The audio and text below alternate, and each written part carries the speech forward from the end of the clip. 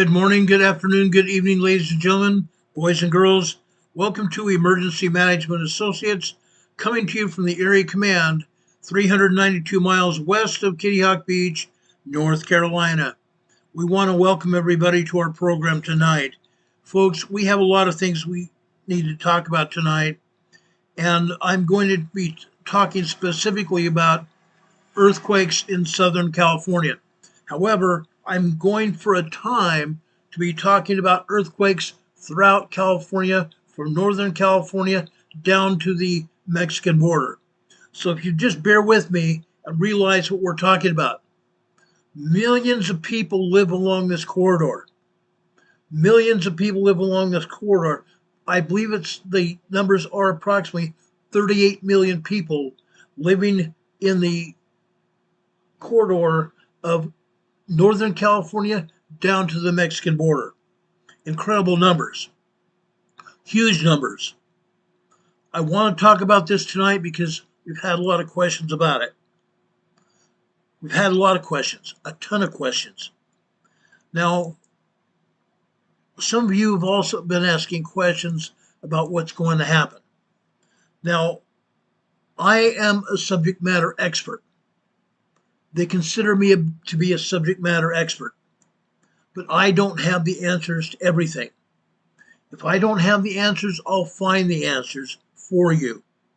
I promise you that. That's been my promise since I even started this program, to find the answers to questions that you might have, always and forever. But folks, the earthquake is going to happen. I guarantee you that the major earthquake is going to happen. We just don't know when. We honestly don't know when. That's the key signature here. We don't know when. Okay? Now, as I said before, Fridays are usually talked about as Preparedness Fridays. And yes, that's what we're going to do tomorrow night. I have some guests on at the first part of the program tomorrow evening. Actually, tomorrow afternoon at 4 p.m. Eastern Time. 4 p.m. Eastern Time here on the East Coast. But we're going to be talking about preparedness after that. We need to get prepared. We need you to get prepared about any kind of incident that's going to happen. Anything can happen. As you already know, there's been a huge landslide in Switzerland. A huge landslide in Switzerland. The Alps came crashing down on one village, and the damage from that, from the glacier falling down, the rock fall also endangering another village. Catastrophe in Switzerland.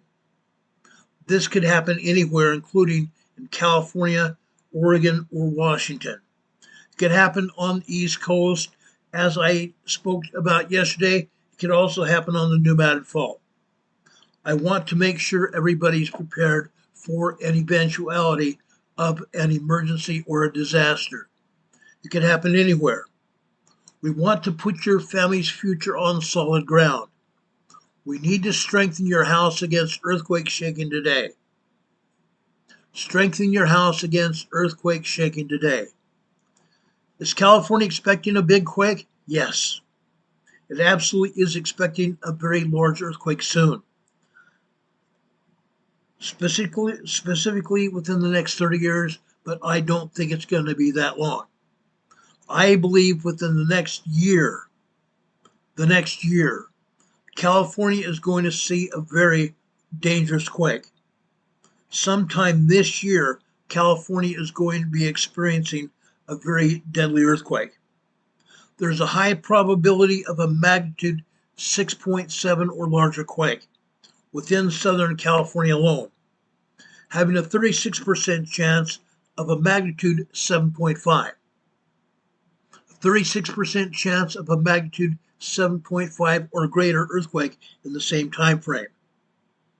Now, while a big magnitude 8 or greater on the San Andreas Fault is possible, there is a 70% chance of earthquake occurring.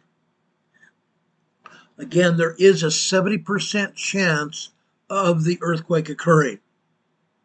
The San Andreas Fault itself is what they call a complex network of faults.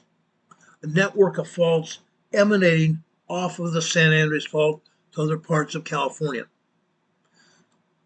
Those network of faults stretch throughout California, marking the boundary between the Pacific North American tectonic plates.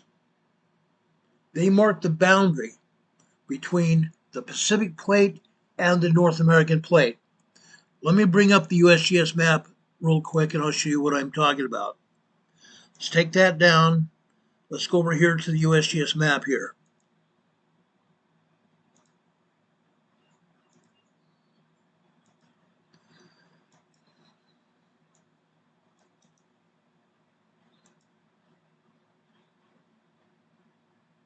Okay, let's go over here to this map. What's happening on the coastline? We have the Pacific Fault Zone. The Pacific Fault Zone off of California, stretching all the way up to and including Alaska. Okay, stretching up to and including Alaska to the north. But tonight we're talking specifically about California. Off the coast of California is the Pacific Plate. Now, I'm going to come down here to the south, right about here. This is a town called Aveyah, California. Just west of there on the San Andreas Fault right here. We have another town here. Okay? This town is known to have a lot of earthquakes. It is the earthquake capital of California. Earthquake capital of the world, for that matter. Now, is something going to happen? Yes, it absolutely is. Here in Aveyah, California, we have a 2.2 earthquake. But over here, on the San Andreas Fault right here, and you can see the San Andreas Fault even though it's not marked. You can see the fault zone because it has that distinct fault area here. In this area, this is the location of the place that is the earthquake capital of California. Is something going to happen? Yes, it absolutely is.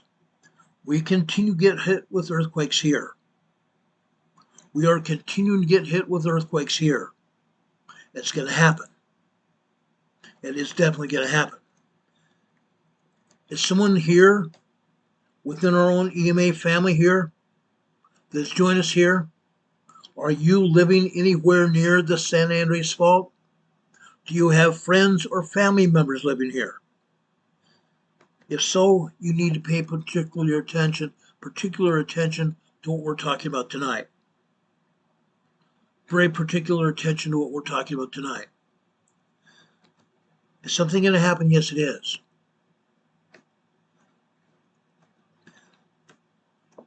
Are you likely to be affected by what is going to happen here? Yes. Yes, you are. Each and every one of us are. Each and every one of us are. Could something happen? Yes, it could. Will it? Yes. I believe it will. Let me show you a picture here.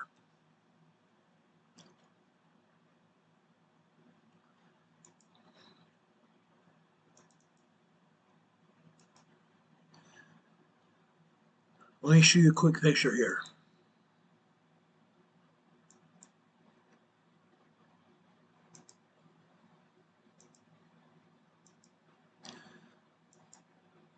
Folks, when something's going to happen, it will.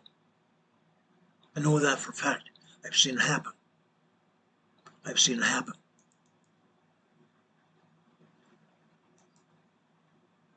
I have friends and family all over California. Now, I know this picture is a little bit blurry. This is that place that I just told you about, called Parkfield, California. This is a bridge at Parkfield, California. On either side of the bridge, you see the earth moving. You can also see the road that has been repeatedly repaired after the fault moves. This is the earthquake capital of California and the earthquake capital of the world. things happen. Things happen. Every time an earthquake happens here, we need to realize that each and every one of us can be affected by what happens here on the San Andreas Fault. It will happen. It will definitely happen. You can count on it. Now, as you can see, there are other earthquakes over here near Monterey Bay. We're not going to talk specifically about earthquakes today, except for the San Andreas Fault. I'm not going to go into each and every earthquake here on the earthquake map, but I want to make sure that each and every one of us understand what we're talking about and the importance of understanding what we need to do to protect ourselves and prepare ourselves for what's going to happen. Down here in Southern California, here you can see the outer red line here is the San Andreas Fault. Here in Southern California, the San Andreas Fault is locked and loaded. It's locked and loaded. It's ready to move and move in a big way. Upwards of a 7.0, 7.5 earthquake here. And as I said, the ancillary faults around and off of the San Andreas are also going to be affected. The ancillary faults off of the San Andreas will be affected, and they will come to life when we have this major earthquake here in Southern California. I promise you that. I promise you that. The San Andreas Fault is locked and loaded in this area. It's liable to go off. It's very much liable to go off. The San Andreas Fault system is a complex network of faults that stretches through California, marking the boundary of the Pacific and the North American tectonic plates. Where you saw that bridge at Parkfield, California, that is the boundary between the North American Fault, meaning the land that we live on here in the United States, and the Pacific Plate to the west. In other words, those of us that have lived over in Southern California or over in the western side of California, we have lived on the Pacific Plate. And the Pacific Plate is subducting underneath the North American Plate. This transform fault system accommodates the relative horizontal movement between these plates. The horizontal movement between these plates, resulting in earthquakes. Resulting in earthquakes. Is this going to continue? Yes, it absolutely will. It absolutely will. Now, the San Andreas Fault is typically divided into three main sections.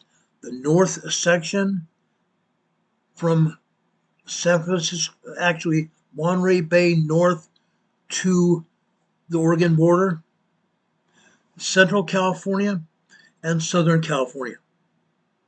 Each one of these sections has varying characteristics and seismic activity. Each section has varying characteristics and seismic activity. The San Andreas Fault is a continental right lateral strike slip transform fault. Let me repeat that. It's a continental right lateral strike slip transform fault, meaning it's moving like this. It's moving like this. It's not moving up and down like this. It's moving north and south just like this. The San Andreas Fault extends roughly 1,200 kilometers or 750 miles through the U.S. state of California. The San Andreas Fault forms part of the tectonic boundary between the Pacific Plate and the North American Plate.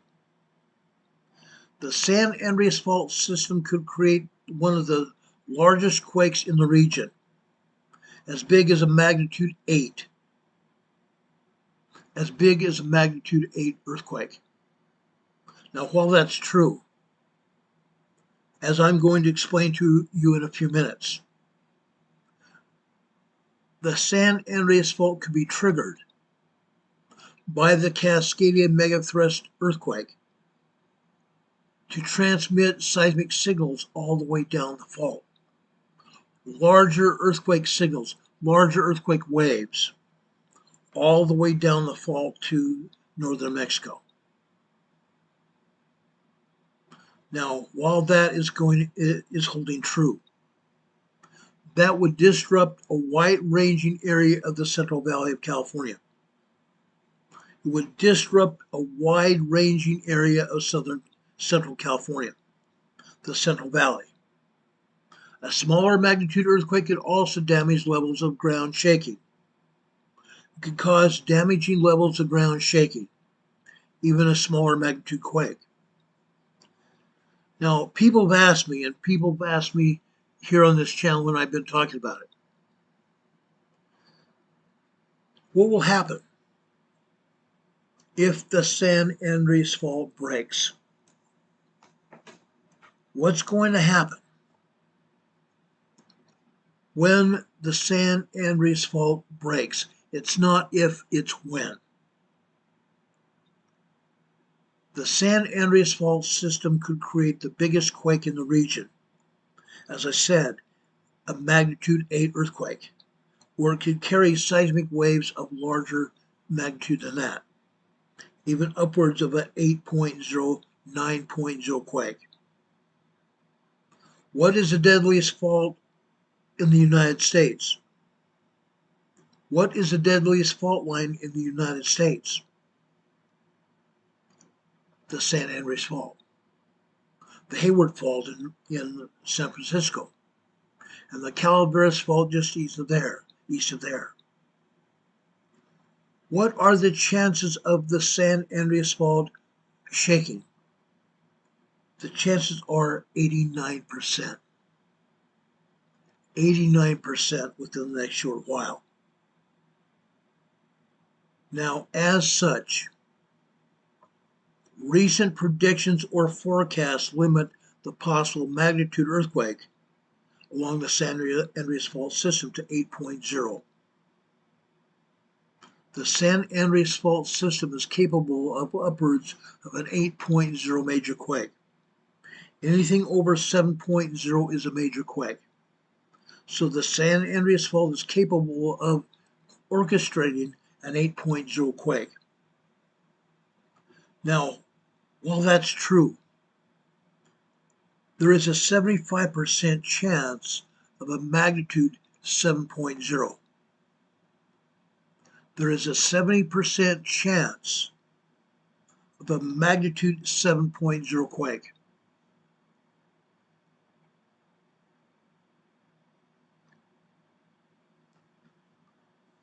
I just told you this a minute ago. What cities have the highest probability of an earthquake in San Diego? San Francisco Bay, Santa Barbara, Los Angeles, and San Diego. The probability is this: a 72% of an earthquake measuring 6.7. 72% chance of an earthquake measuring magnitude 6.7.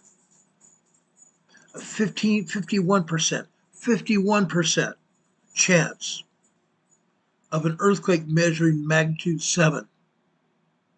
A 20% chance that an earthquake measuring 7.5 to 8.0. 20% chance. The San Andreas Fault is not capable of producing a magnitude 9.0, but it is very capable of transmitting a seismic wave a lot larger than that. Now, while scientists are saying that, about December 23rd, 2020, Chris Goldfinger, who is a senior professor of seismology and geology at the University of Oregon, addressed a conference in San Francisco, a conference of geologists and seismologists in San Francisco.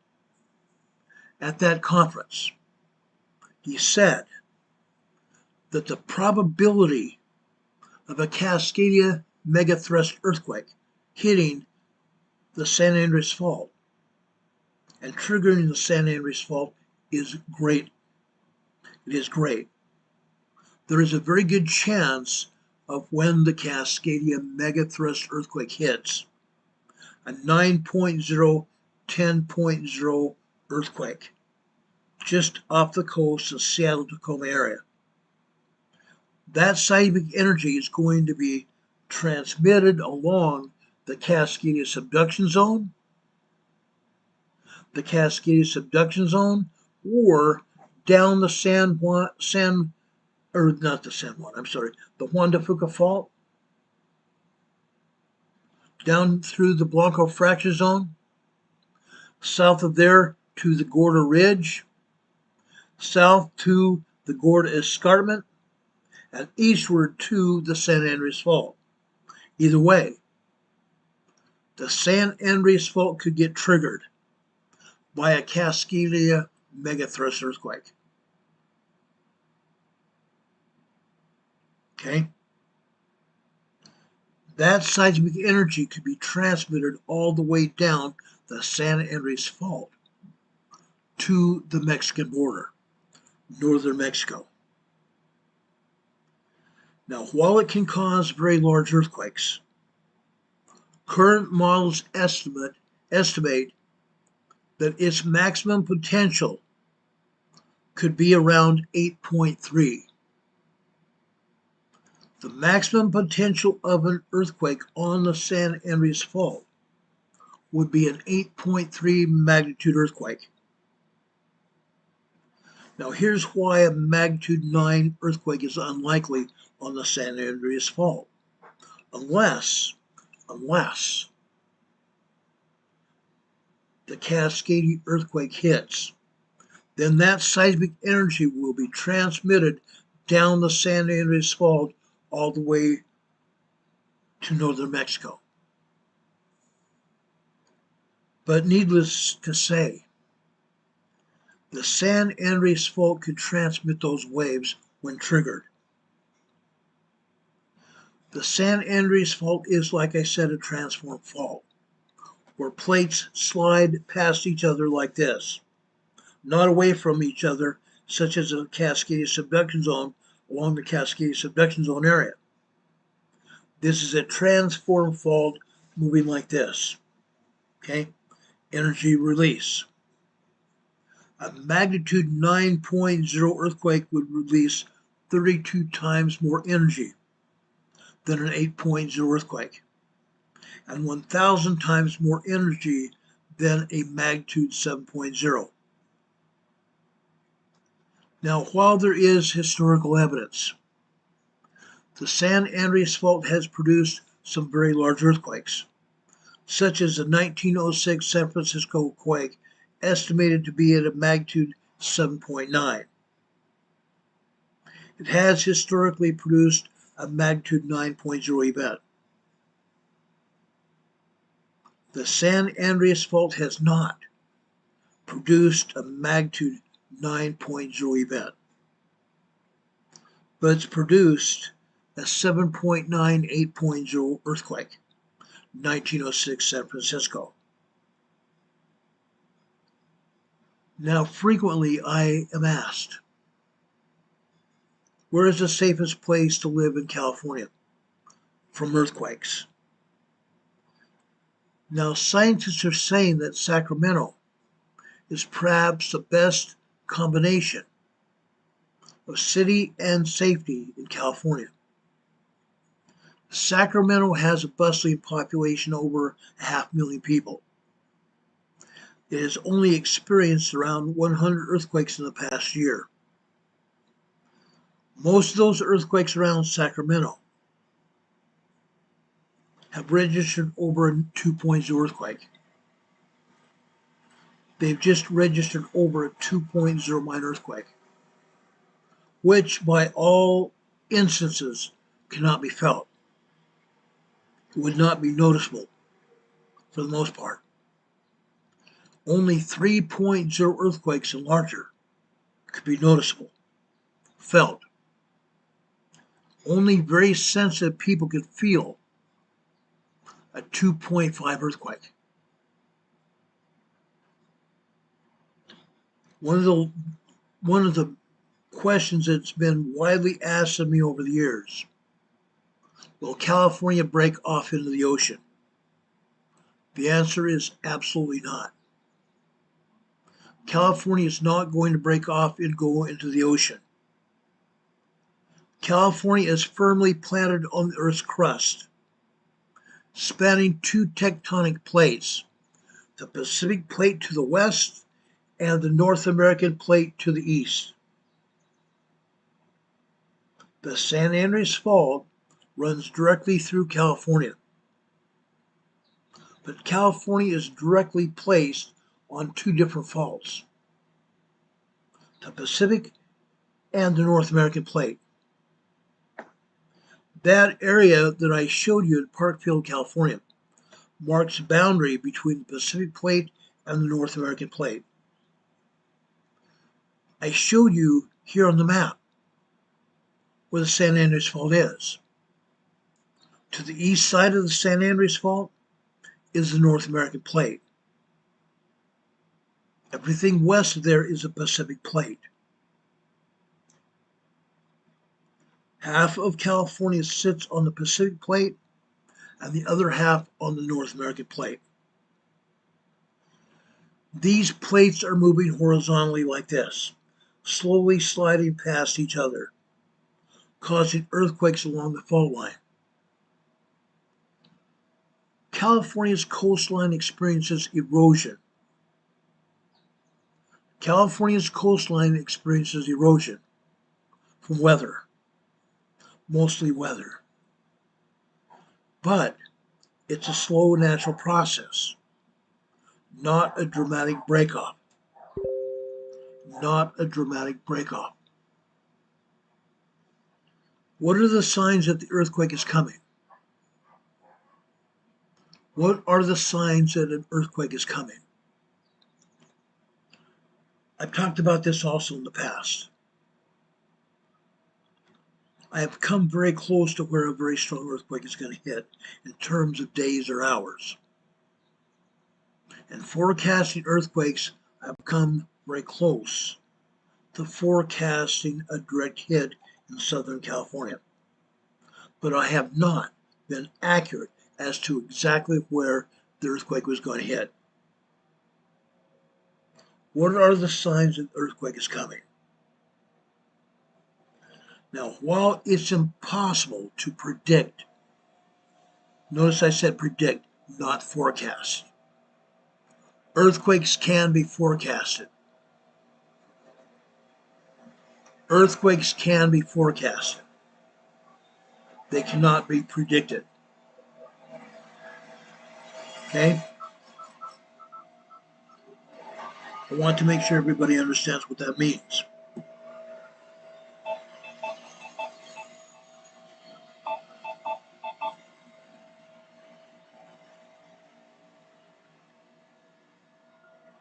There are some potential signs that an earthquake might be coming, maybe even a big earthquake could be coming, including an increase in minor tremors and foreshocks.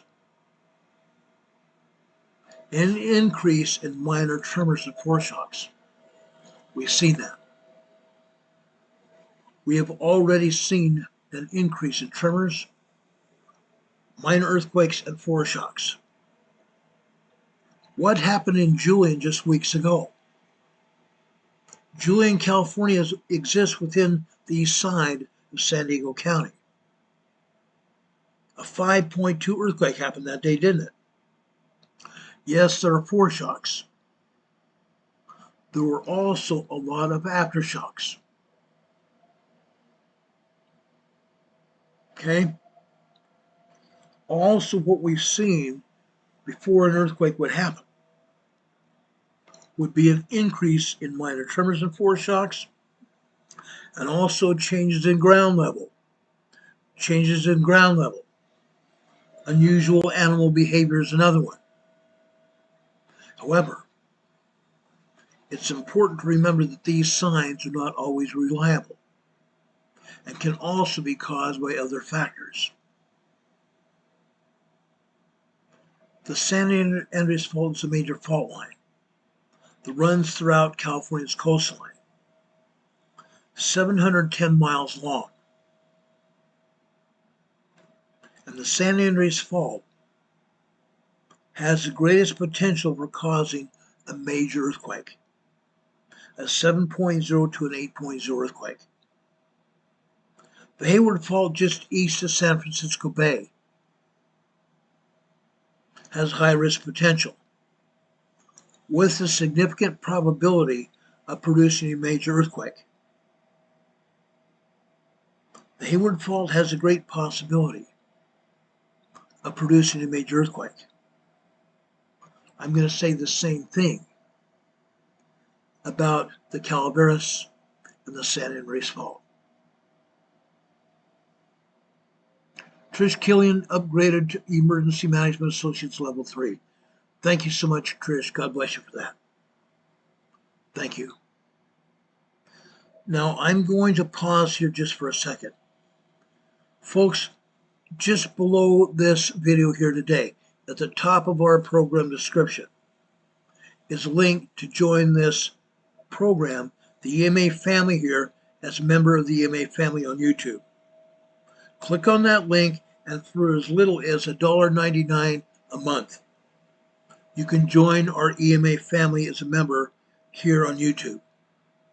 The next level is $2.99. The third level is $3.99. I've kept those levels low so anybody can join this channel that wants to. But again, what's going on here? Southern California is going to get smacked. Northern California is going to get smacked. I also believe Central California is going to get smacked around as well. From Santa Barbara eastbound.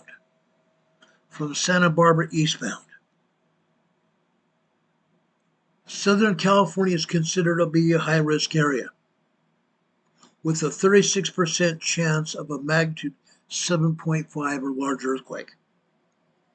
A 36% chance of a magnitude 7.5 to 8.0 earthquake. Southern California. A magnitude 8 or greater. While a magnitude 8 or greater earthquake on the San Andreas Fault is possible, the Southern California Earthquake Agency estimates a 7.0 chance of such an event over an 8.0 earthquake. In other words, a 9.0 large earthquake. They don't believe it's possible. However, the San Andreas Fault could transmit seismic energy from Northern California all the way down to Mexico from a large earthquake, meaning the Cascadia megathrust earthquake. It could transmit those seismic waves down the fault. The risk of a large earthquake on the San Andreas Fault has been reevaluated, with recent research suggesting increased slip rates. Increased slip rates. That means the fault is moving. And it's moving with greater clarity. Longer stints of the plate movement, potentially shifting the focus of future major earthquakes. Specifically, I want to talk about the Mission Creek Strand in Southern California that is now considered a potential site for the next significant quake. The Mission Creek Strand. According to the researchers, while the big one remains a possibility, the specific location and potential impact are now being reassessed because more and more slippage is being found on other areas. It's important to note that California is known to be earthquake country. California is specifically known as earthquake country. The state of Utah sits in the boundaries of the Wasatch Mountain. The Wasatch Mountain Range also is considered to be earthquake country. That's capable of a 6.5 to 7.5 earthquake there. There is a great chance of that happening. Heidi Petrick just upgraded her membership to earthquake or EMA level 3. Thank you, Heidi. God bless you for that. We love it. Now, what do we need to reduce our earthquake risk? What can you and I do to decrease our earthquake risk on the San Andreas Fault? First off, assess where we are. Do we live on the fault or right next to it or on top of the fault? Do any members of our family or friends live on the San Andreas Fault? Now, while we're talking about the San Andreas Fault, I'm also talking to all of you that live on other faults, and I believe you know who I'm talking about. Each one of us lives in earthquake country. What I am doing tonight, I'm trying to empower people, our family members and other people, to reduce the earthquake risk by learning about earthquakes, practicing safety drills, engaging their communities with science-based preparedness planning. Science-based preparedness planning. Berlinda Mustafa says, no, it's scary. I don't want to elicit scaredy cats. You're not a scaredy cat. I'm not a scaredy cat. I'm not trying to scare anybody. What I am trying to do is make sure that you have the knowledge necessary, that you can reduce the risk of yourself being involved in an earthquake, being involved in any kind of earthquake, including a major, damaging, life-destroying earthquake. It doesn't have to be scary at all. I want you all to know what you need to do. This comes with emergency preparedness planning. Emergency preparedness planning. For those of you that live in California, you all have reason to be prepared for whatever happens, including an earthquake, a major earthquake in California. It's going to happen. And it probably is going to happen again in your lifetime. California is a state with the nation's highest earthquake risk. And as a result, everyone that lives in California requires proactive preparedness. You need to take measures yourself to be prepared for whatever happens, including a major earthquake. You can do that. You can do that. Aubrey's here. Thank you for being here, Aubrey, as well. Now, the Southern California Earthquakes Consortium addresses this challenge head on because they're trying to decipher earthquake science beyond just mapping earthquake hazards, and also, like myself, trying to empower communities, trying to empower people, individuals, through our educational resources. And that's what I'm doing tonight. I am trying to educate everybody on what's going to happen. Henry Philip Vega says here in the chat, he read there's going to be a major earthquake in the Mississippi riverbed. It's called the New Madrid Fault.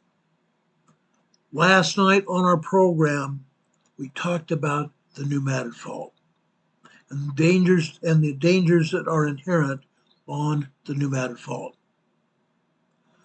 You can go back to last night's program and find out what we had to say.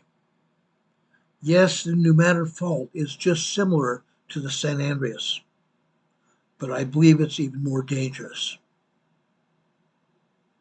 In either case, both of those faults are going to pop. both the San Andreas fault and the New Madrid fault are going to pop. What I want to do tonight is try to give you information, educate you what you can do to prepare for such an instance. I want to bridge the gap between the infrequent tremors that are occurring. And yes, as you can see on this map right here, in the Los Angeles area, in the LA area and San Diego, here, let me back this out a bit. All throughout this area here. This whole area from LA to San Diego, Southern California. Folks, it's going to pop. Most of the earthquakes here are 1.0 to 1.9, 2.0 to 2.9 earthquakes. And yes, folks, today in Los Angeles, Long Beach, Anaheim, Fontana, Mira Loma, Loma Linda, guess what? 3.0 to 4.0 earthquakes all over Los Angeles. From Long Beach up to Anaheim, out to Fontana, over to Ellis, North LA area, all the way down here to Marietta. 2.0 to 4.0 earthquakes all over. And yet USGS is not talking about it. USGS is not talking about large earthquakes. For example, this earthquake here. This is a 2.7 minor earthquake in Banning, California. Banning, California. This earthquake here is a 1.5 tremor in Mentone, California. These earthquakes are occurring.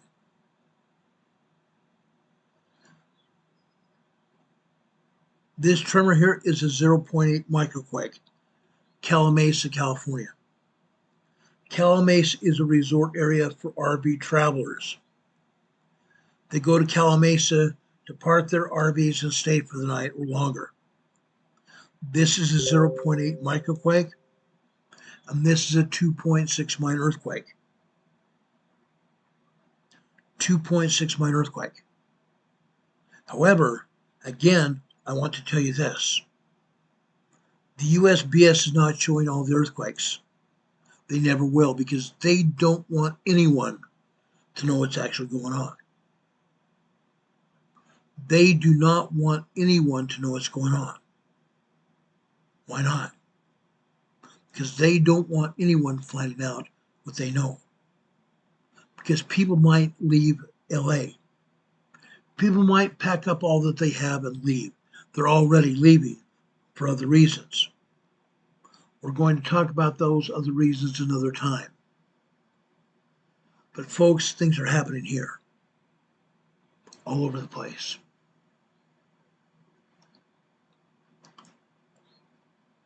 Over south of Corona here. This is a 1.6 in Home Gardens, California. 1.6 tremor. This is also 1.7 tremor in Home Gardens. To the south here. To the south there here. Right there. This is Lake Henshaw. Actually, this is north of Lake Henshaw here. Way north of Lake Henshaw. But Lake Henshaw is northeast of Escondido, a town of probably close to 200,000 people. This is a 1.8 tremor here. But again, USBS is not going to show us all the earthquakes because they don't want people leaving this area. People are already feeling these earthquakes. People are already feeling these earthquakes. But if people knew exactly how strong they were, they would leave. They would pack up and be gone. But like I said, I want to try to bridge the gap between infrequent tremors and the other earthquakes that are happening. I want to talk about educational resources and also realistic earthquake simulations. In other words, earthquake drills. Through collaboration between the other agencies, the safety agencies in California, and cutting edge research, we've tried to bridge that gap and bring in so you might have a more resilient future. Now, I hate using that word resilient. The government uses resilient in a wide range because they want people to feel, oh, you can get through this. You can get through this, when in reality, our government, not necessarily under President Trump, but our government, state, local, and feds, are planning to do away with us. They are. We all know it. We all know that. They talk about resilience. What I am talking about tonight is survival. You're going to get through it. You're going to know how to get through it, and you're going to exercise those resources you have. Resources that you have right now to not just survive it, but come out the other side and feel strongly about that. You have those resources. There are over 15,700 known faults in California. Allegedly, 500 plus of those are active. 15,700 faults in California, known faults. But the agency is telling us that of those 15,700 faults, only 500 plus are active. I personally think a lot more are active than that. That's my gut feeling, because I've seen it. I've lived in California before. Every time the state of California conducts their annual earthquake drill called shakeout, they have 10,674,276 participants. 10,274,276 participants in their great shakeout drill in April. California's population is estimated to be at 39,529, which means the people that participate in the annual State of California shakeout drill are only a third of the inhabitants of the state. That means 33% of the people are even associated with any kind of activity to educate themselves on how to get through a quake. Well, 70% of people have no clue. 70% of the people have no clue. A lot of those people don't even understand what it means to have a big earthquake. They don't. Because they think that the only earthquakes that have happened were the 1907 San Francisco earthquake, the Loma Prieta earthquake in 1989, Northridge earthquake in 1994.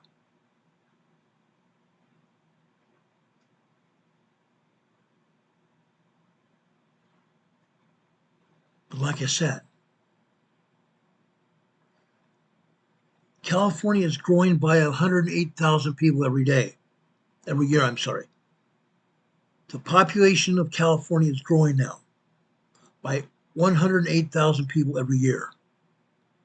So the numbers that we have, only 1/3 of the residents of California are participating in the annual earthquake drill.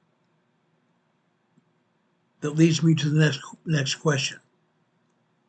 How many others did not participate? How many other people did not even know about the Great Shakeout Drill?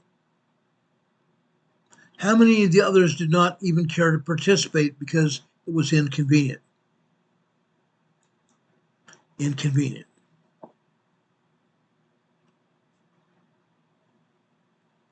How many more employers in California either did not know about the drill or did not allow their employees to participate because it would take away from their effectiveness of doing what they need to make money? Yes, employers don't even care about people's safety. They really don't. The reason I say that is that I am certified in OSHA, Occupational Health and Safety Training. I'm an instructor. I know for a fact from visiting employers all over California and Utah and North Carolina. Employers really don't care as long as they get the work done. But employers don't even care whether they allow their employees to participate in earthquake drills and anything else like that. They don't care. So 2/3 of the California state population has no clue how to survive a 7.0 to 8.0 earthquake. It's going to happen. It could happen this year. I am saying it could happen this year. Rebecca, thank you for being here. She has to go take care of her granddaughter. Have a good day, Rebecca. We appreciate you being here.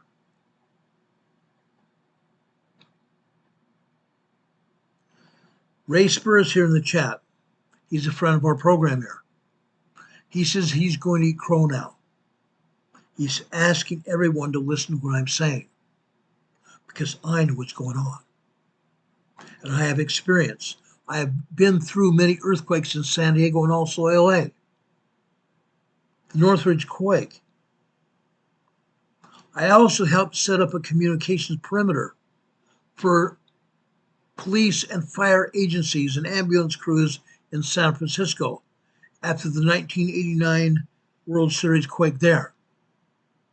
Because all the communications went down for all the public service agencies. Myself, as well as other ham radio people, got together on the top of Palomar Mountain in northeast San Diego County on the San Francisco emergency frequencies, and we dispatched for the emergency agencies. Been there, done that. I've been there, done that. I worked with and around emergency crews the greater part of my adult life. But the numbers are staggering when it comes to people that are going to be affected when the San Andreas Fault opens up. You need to have knowledge of what your area is going to experience. Doesn't matter whether you're in California or where you're at. You need to have a local knowledge of your area and what you're going to experience. You also need to empower yourself. Empower yourself with knowledge, education, and experience so that you know what's going to happen and you're adequately prepared to handle it, prepared to get through it and come out the other side. Beth Urban is saying, is the pneumatic showing any movement? Yes, it is. Again, I talked about the pneumatic fault last night. The pneumatic fault right now, today even, is experiencing anywhere from 1.5 tremors, 2.0, 2.5, 2.7, 2.9 minor earthquakes, 3.0, 3.5, and even 4.0 moderate earthquakes on the pneumatic fault. Right now. California is also experiencing these same kind of earthquakes. If you want to learn more about the pneumatic fault after this program is over time, go back and listen to our program from last night. Over 4,000 people have listened and watched our program from last night. Over 4,000 people. That's because of the quality information that we presented. I'm doing the same thing here tonight. I'm trying to impart information to you for you and your families. I want you to know what's going on. The numbers are staggering, guys. You need to understand what's going on. You need to empower yourself and others to prepare for these earthquakes that are going to happen. How are you going to prepare for an earthquake? No one can predict an earthquake when or where it's going to happen. As I said, I have forecasted a 7.0 earthquake that hit in Southern California just several years ago, about 3 years ago. I forecasted the earthquake after another 7.2 earthquake hit in Southern Mexico. When that earthquake hit in Southern Mexico, I said that the next place it was going to hit is in Southern California, and I was right on. But I did not know exactly where it was going to hit. It hit just north of Coso Volcano. It hit just north of Coso Volcano. But I'm trying to give you the information you need to get through these earthquakes, how to survive these earthquakes. You need to understand we're having earthquakes right now. You might not feel them, but we're having earthquakes right now. If you're feeling these earthquakes, that should be notification enough that you need to understand what you need to do to be safe, to have the education and experience to practice safety, and to prepare yourself and your family before one hits. Practice earthquake safety. Make an emergency plan today. Write down an emergency plan today. I've been talking about writing preparedness plans for years now. I've been talking about writing preparedness plans for years. My family plan here, up on my bookshelf here, is 120 pages. It's now 120 pages. I got through adding 10 pages during the past few months. 120-page plan for my family and I. You need to start writing your own preparedness plan now, not just for earthquakes, but for whatever disaster or emergency that might happen to you. Write your preparedness plan now. You need to get prepared today. Get prepared today. Nancy Wolfer is here saying lots of earthquakes happening. Seems to be increasing, or maybe it's just me. No, it's not just you.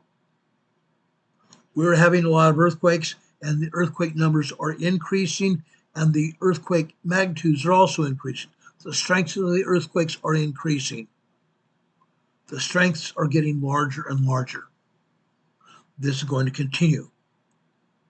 One of my dearest friends in Colorado, Sleeping Volcanoes here, one of our mods here, she actually runs an earthquake volcanic thread on Messenger called Quakes and Volcanoes on Facebook Messenger. She knows what I'm talking about. She's monitoring it. She puts it up on the thread. She announces the earthquakes on the thread so everybody that's on that thread can understand what's going on. I monitor that thread myself. I know for a fact what's going on. She puts this up.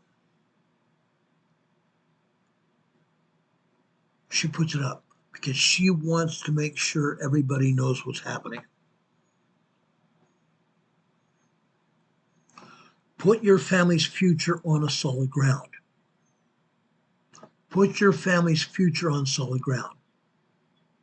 Strengthen your house against earthquake shaking today.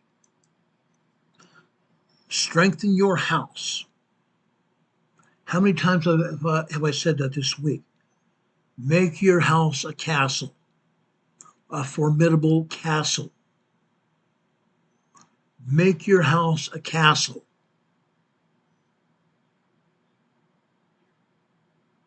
Nancy Wolfer lives near Columbine and Littleton. Guess what, Nancy? You and I probably live very close to each other. I used to live over there myself, within 3/4 of a mile of Columbine High School. You need to be putting your family's future on solid ground. Protect your home. Most Californians live within 30 miles of an active earthquake fault. There is a 99% chance that a magnitude 6.7 or greater earthquake will strike California within the next few years. Within the next few years. I guarantee it. I guarantee it. I've seen the energy cycles. I've seen the energy cycles. I know where the earthquakes are hitting. If your home was built before 1980,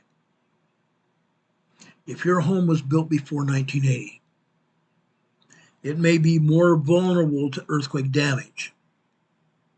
You need to strengthen your home against shake damage. Your home may need a seismic retrofit to make it safer, more secure. A seismic retrofit meaning your house is put on blocks, movable blocks, even springs. Yes, springs. They put homes on springs. So instead of the earthquake tearing your house apart like this, your house will go more like this, be bouncing up and down on springs. A seismic retrofit to keep your house in order. Hurricane Heather didn't get a notification again that I was on the air. Heather, you may need to unsubscribe and immediately resubscribe, and then click on that little notification button. Folks, if you haven't already subscribed to our channel, please do so. Just below this video today, there is a subscription button. Click on that subscription button.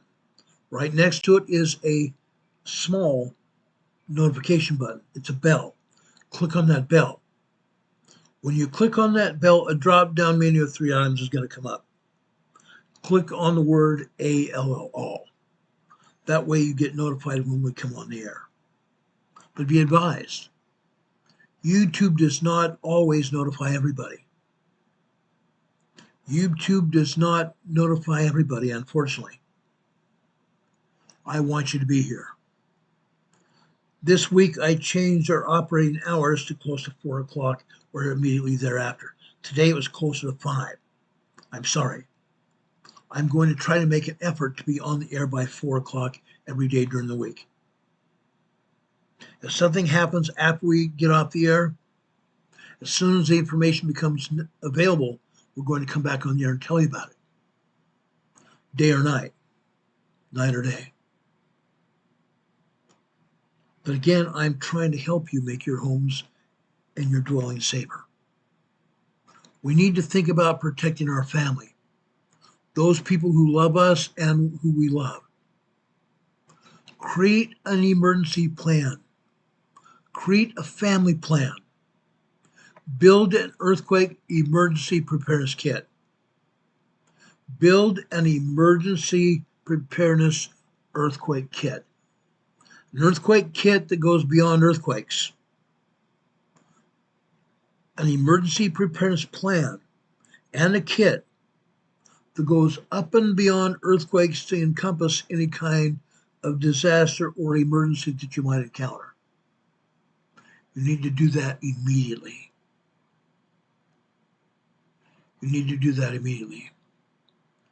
Chris is here in the chat saying her heart goes out to everyone affected by Helene. I was affected by Helene.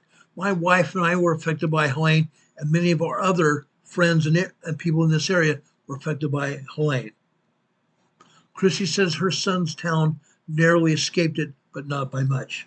Neither did we. Our power's knocked out here in Morganton for a day and a half, just over a day and a half. We survived because we had solar batteries, solar storage kit that continued to power our computers and our emergency phones. We got through it. We got through it. I'm asking all of you to do the same thing when it comes to any kind of disaster, including earthquakes. Hurricane Heather just gave us a $5 super chat. Heather, thank you so much. God bless you for that. We love you, sister. Hurricane Heather and I have known each other for years now. When you get to know each other as long as we have, we become family, literal family. We may not be blood, but we're family. And that's why I call each one of you here on the Emergency Preparedness channel here, Emergency Management Associates. You are my family. I'm trying to help you. I'm going to do my darndest to help you. I want to help you to protect your family, to help your family get through any kind of disaster or emergency, specifically tonight, earthquakes. Create a family plan. Create an emergency preparedness kit. Secure your belongings inside your home. Strap heavy furniture. Strap heavy furniture, bookcases, hot water heaters, refrigerators and freezers to the interior walls of your home, to the studs in your walls. Secure them to your walls. You can go to Home Depot or Lowe's and buy straps, wrap them around the hot water heater, attach them to the backside of your bookcases, attach them to the backside of your refrigerators and freezers. Then attach those straps to the studs in your walls. That way your heavy furniture will not fall on top of you when the earthquake hits. Okay? Install cabinet latches in your kitchen. Install cabinet latches in your kitchen and other places in your home, so your cabinets will not go flying open when an earthquake hits, and nothing inside those cabinets will fall out. Richard, I'm so sorry you can't get yourself settled. Richard and I have known each other for a long time as well. God bless you, Richard. God bless you. We appreciate you. We appreciate and love you very much. Okay? Secure your cabinets and secure your breakables in your home. For additional safety, avoid hanging heavy frames or mirrors over a bed or couch. Avoid hanging heavy frames or mirrors over your bed or couch. And for security, again, ensure your water heater is braced and anchored to the studs in your walls, strapped to the walls to prevent it from falling during the quake. And while you're doing that, you need to also think what's at the bottom of the hot water heater. Flame. If your hot water heater is tipped over, the flame would still burn. If anything fell on top of your hot water heater at that point, it would catch on fire, and then your home would burn. Attach your hot water heater to the studs of the walls. That way it's braced and anchored. Get prepared. Prepare your families in any way you can. When you're prepared, you're going to worry less. Now, I can't predict an earthquake. I have forecasted earthquakes before. But you can be prepared for anything that's going to happen, including an earthquake. You can also protect your finances. Your homeowner's insurance policy probably does not cover earthquake damage. Your homeowner's insurance policy probably does not cover earthquake damage. Consider a separate earthquake policy. Some insurance companies have stopped have stopped covering earthquakes and fires. As of last year, because of the earthquake, or not the earthquake, but the fires in Southern California.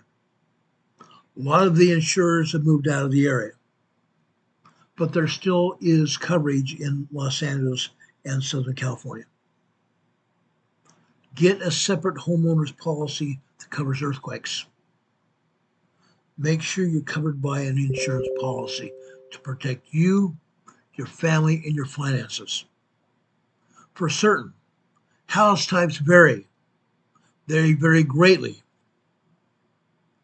Again, if you have a seismic retrofit to your house, if a company or agency has come in and retrofitted your house, they've given you a certificate of retrofit.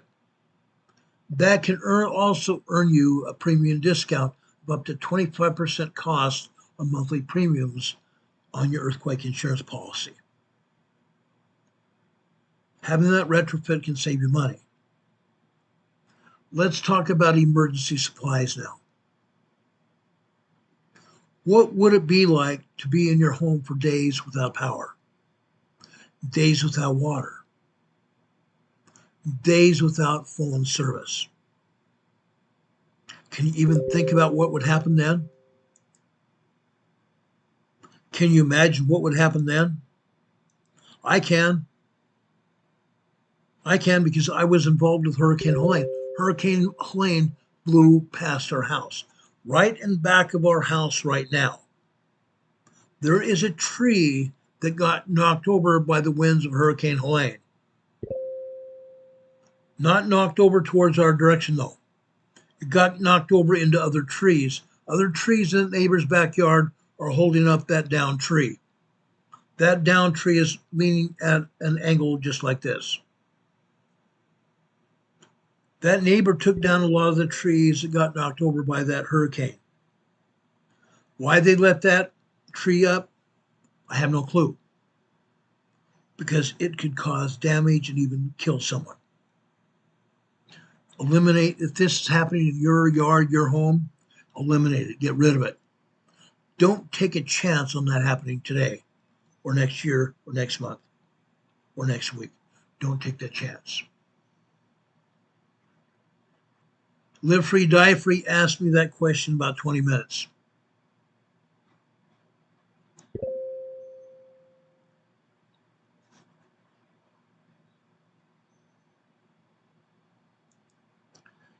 Okay.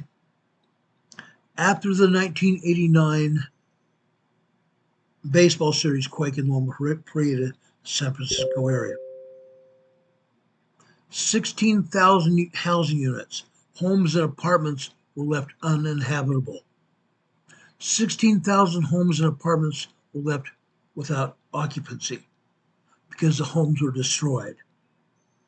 And people were displaced without simple necessities. If you're ever involved in that, where your home is left with such damage, you can't move back in. Visit the California Residential Mitigation Program blog. Write this down. The California Residential Mitigation Program blog online. Visit how to prepare an earthquake emergency kit. How to prepare an earthquake emergency kit. For basic and detailed lists of earthquake preparation supplies. Earthquake preparation supplies. We talk a lot about earthquake supplies and any other emergency supplies on a weekly basis. Anytime you go back through our earlier programs here, during the last 2 years, anytime you come to a program, especially if it happened on a Friday, anytime you see in the title of our program, Emergency Preparedness, that's a good idea to take a look at it. Take a look at it and take notes. Take a look at it and take notes.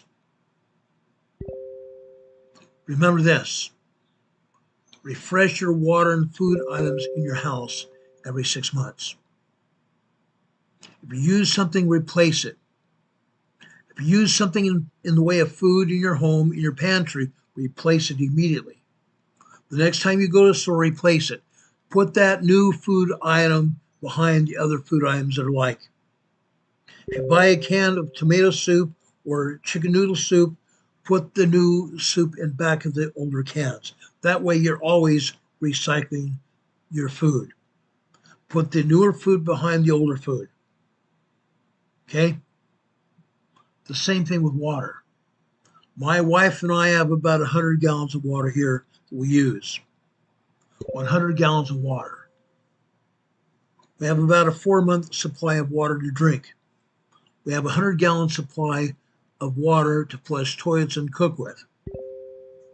We have that because we prepared.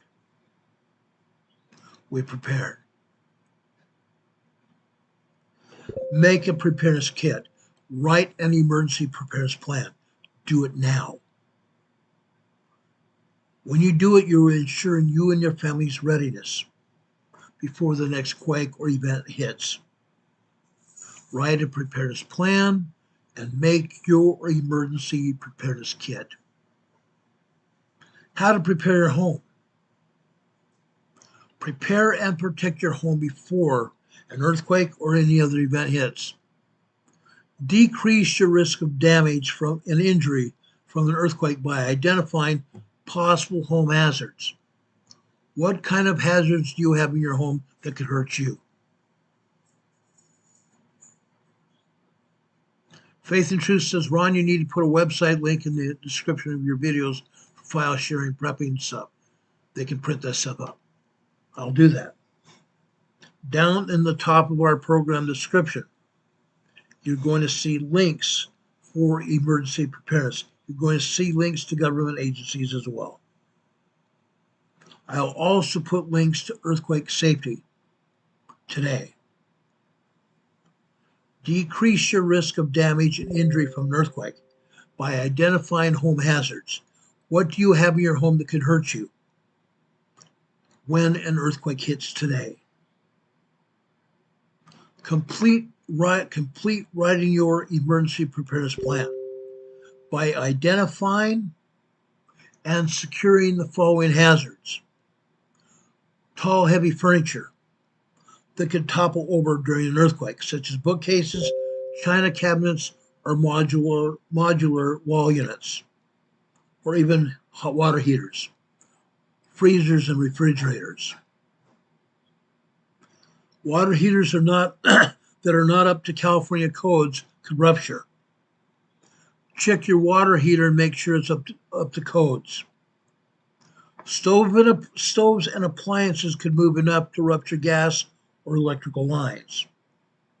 You can attach your stove and other electrical appliances also to the wall by going to Home Depot and buying those straps at Home Depot or Lowe's that you can hook to the back of your refrigerator, the back of your stove, or other unit, and attach those to studs in your home.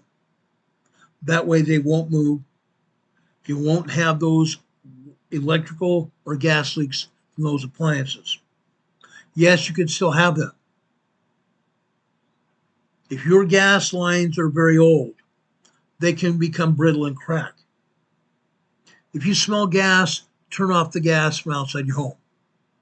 Turn off the gas from inside your home.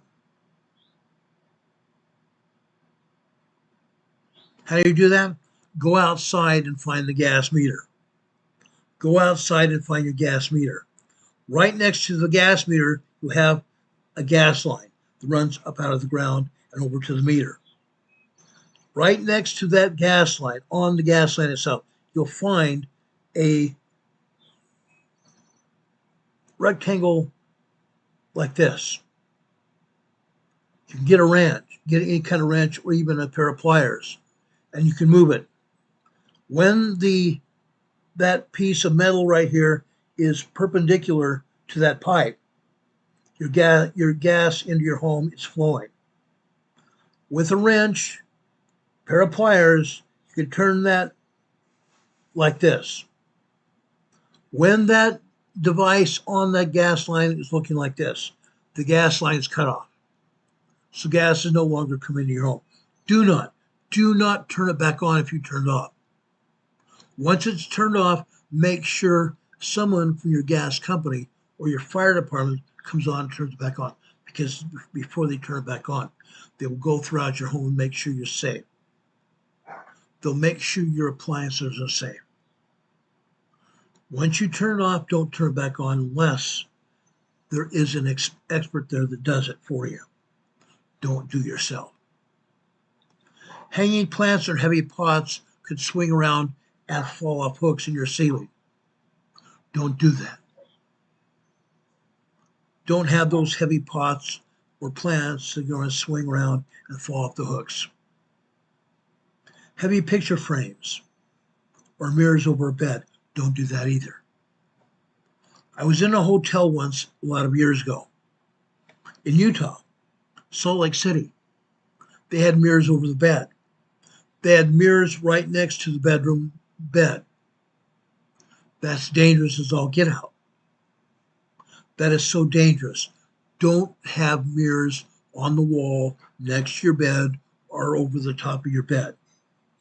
When an earthquake hits, those same mirrors will fall on top of you and cut you to shreds. Don't do it. Don't do it. As I said before, latches on kitchen cabinets or other cabinets in your home. Make sure you have baby-proof latches. That during an earthquake, the cabinet doors will stay on, locked to the cabinet. Your glasses, your plates, and other stuff in those cabinets are not going to fall out. Those latches will hold on to the door and keep the door closed. Breakables such as heavy objects that are kept on high or open shelves will remove them from the high open shelves. Don't have breakables, other heavy objects up there. The next thing is very simple. A masonry chimney. A masonry chimney. A lot of people these days have fireplaces. I used to have a fireplace in my home. Masonry chimneys that are not reinforced. Reinforced masonry is going to fall over. It can fall over into your home or on top of someone outside it. During the 1959 Hebgen Lake quake west of Yellowstone, masonry fireplace chimneys and other brickwork on the outside of homes and schools fell over. That earthquake supposedly was a 7.1 earthquake, and now scientists are saying that was an 8.1. The same thing could happen here. If you have any masonry, make sure that masonry is attached to your home and will not come flying off in an earthquake. Make sure it's not going to fall and crumble and fall through an unsupported roof into your home. Flammable liquids, such as paint, cleaning products, would be safer in a garage or an outside shed on top or inside a shelf, a secure shelf. Okay?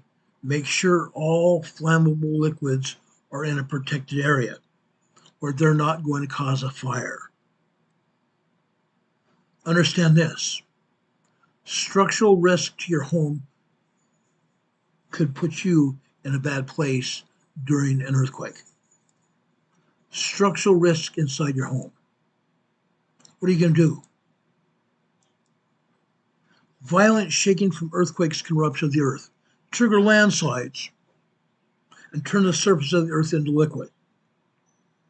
Your home also may be vulnerable to serious structural damage if it was built before 1980. And yes, there are a lot of homes that fit that description. Earthquake safety preparation includes understanding your potential structural risks, structural threats to your home or business in case of an earthquake.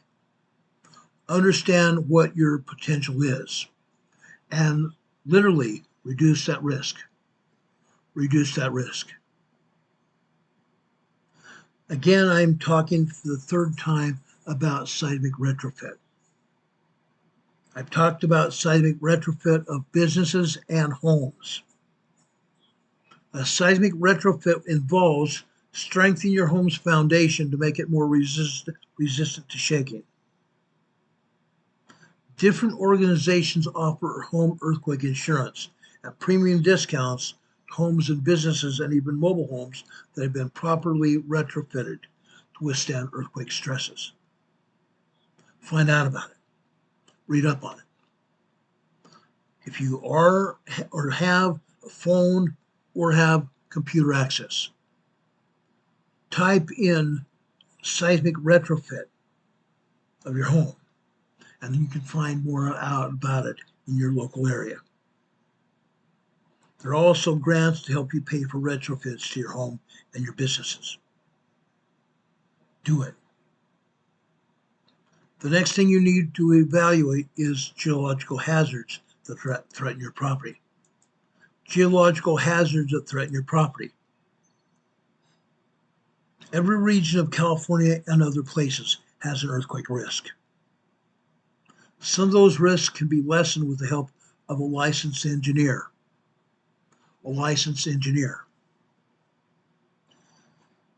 Now, discover where the active faults are in your area.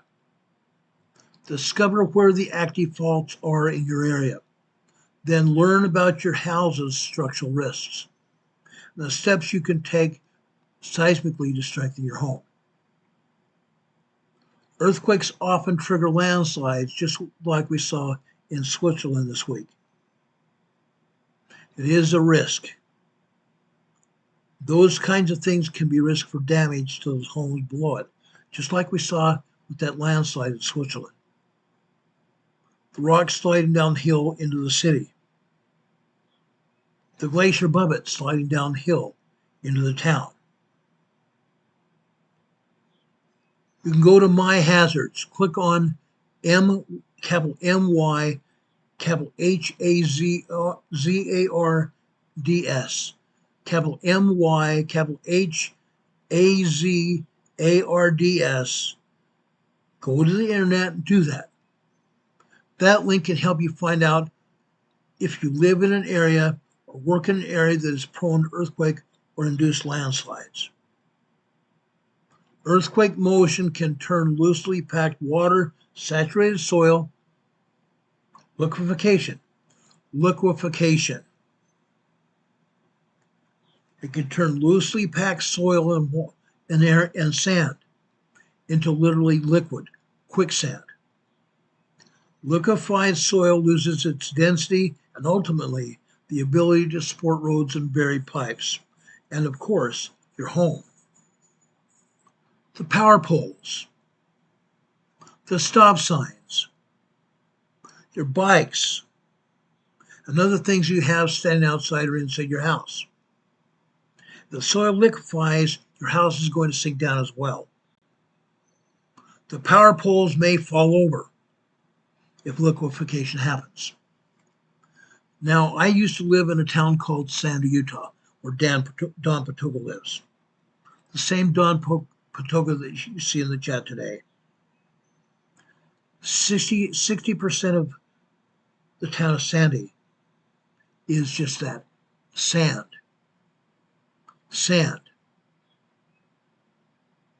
Unsupported soil. Water saturated soil. During an earthquake, that soil shakes just like this. It moves around. It loses its density and ultimately the ability to support roads, buried pipes, power poles, stop signs, cars, anything sitting above it is going to sink. If liquefaction occurs on or near your property, your house may sink by inches or even several feet and can be surrounded by water or that liquefied quicksand. California is earthquake country. When the Loma Prieta earthquake hit San Francisco, many areas of San Francisco became liquefied. Quicksand. Most of anyone in California lives within 30 miles of an active fault. Know your risk. Other areas of the country also, know your risk. Go online and find out if your home or the area where you live is subject to liquefaction.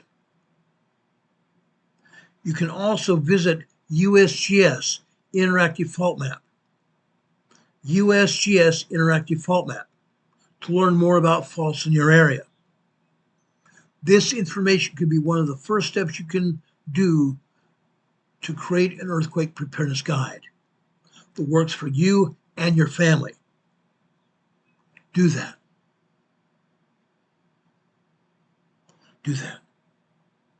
Does anybody have any questions about anything I've said? Kathy Payne is going back and eating her dinner over in Hawaii. Actually, it's probably lunch. Kathy, I hope you have a good day. Thank you for being here. Kathy Payne is also a very dear friend of ours.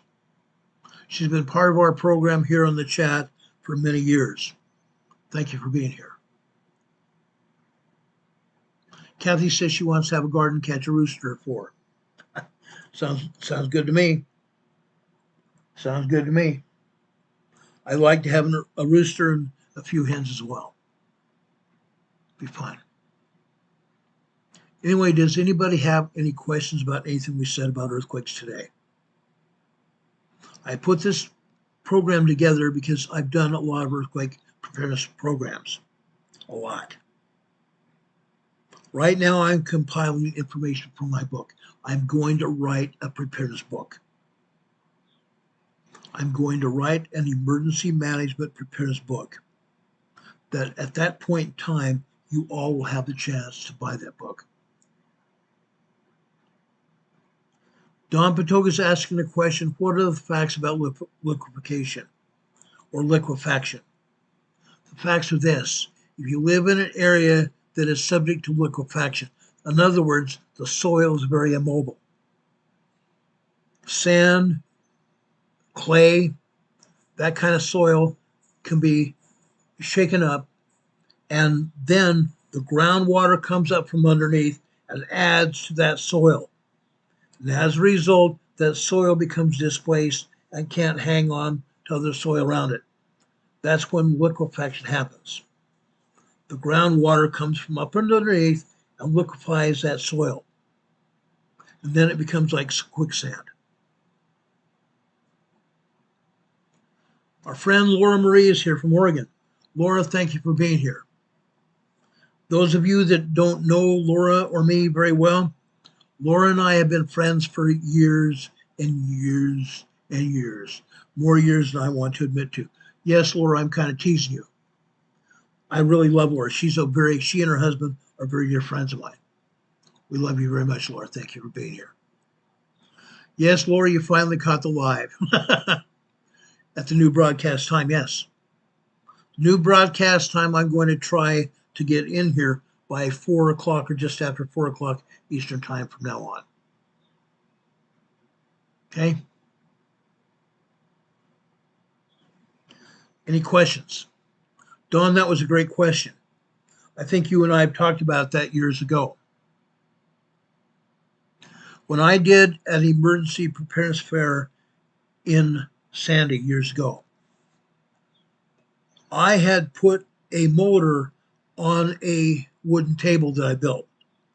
At the top of the table, I put about 4-inch walls all the way around the table. There I put sand in there. I filled that area with sand. Then for kicks and giggles, I threw about a quart of water in on top of that sand. When I turned on the motor, it shook the table like this, which brought up the water table and released the bonding density elements, the sand and earth, which created quicksand. I put up model houses and buildings, stop signs and power poles, bicycles, and even cars. When the machine started shaking my table, all of the things on the roads, on the sand, on all that stuff turned into quicksand and fell into the sand element. Unreal. Liquefaction is real. It's real.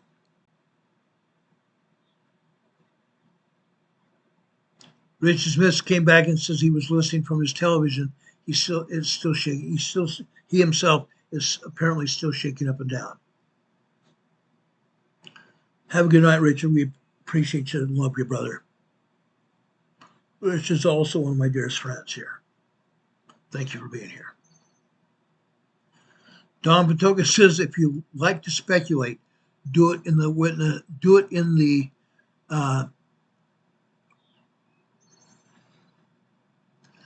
stock market, not here. Common sense is like deodorant. The folks that need it most never use it. Pretty true. Pretty true.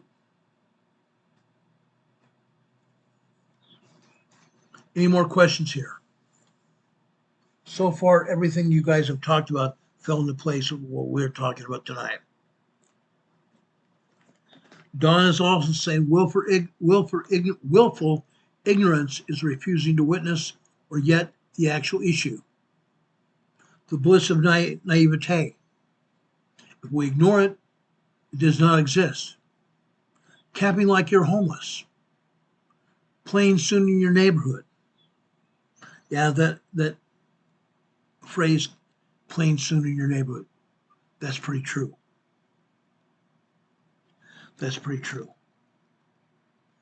Any other questions here?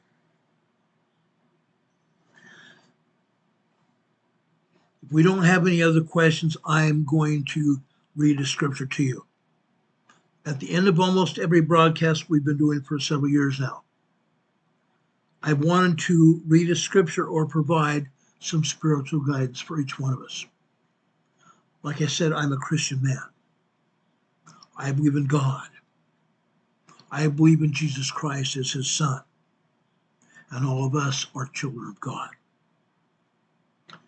I go to the scriptures for inspiration. I go to the scriptures for guidance. I go to the scriptures to receive comfort when I'm in need of comfort. Right now, I'm in the first epistle general of John. I want to go over here, and I'm going to start in verse 3. That which we have seen and heard declare we unto you, that ye may also have fellowship with us. And truly our fellowship is with the Father and with his Son, Jesus Christ. And these things write we unto you, that your joy may be full. This then is the message which we have heard of him, and declare unto you, that God is light, and in him is no darkness at all. If we say that we have fellowship with him, yet we walk in darkness, we lie and do not have the truth. But if we walk in the light, as he is in the light, we have fellowship one with another. And the blood of Jesus Christ, his Son, cleanses us from all sin. If we say we have no sin, we are deceiving ourselves, and the truth is not in us. If we confess our sins, he is faithful and just to forgive us our sins and to cleanse us from all unrighteousness. If we say that we have not sinned, we make him a liar, and his word is not in us. Brothers and sisters, friends and family, I care about you. We are all sons and daughters of God. Let us make sure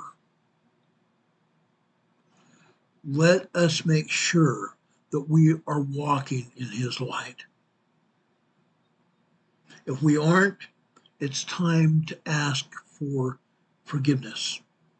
It's time to ask and repent so that we might walk in the light. Our society today is not walking in the light. Our society today is not walking in the light, let alone walking anywhere. People are not walking in the light. Walk where Jesus walks. Do what Jesus would do. Be where Jesus would be. Stand ye in holy places. That's what Jesus Christ has asked us to do. Stand ye in holy places. Folks, we will be coming back on the air tomorrow at 4 p.m. Eastern Time. If anything else happens between now and then, we will be coming back on the air to tell you about it as soon as the information becomes available. I love you. I care about you and your families and everyone around you. I ask the Lord to be with you. I ask the Lord to bless you.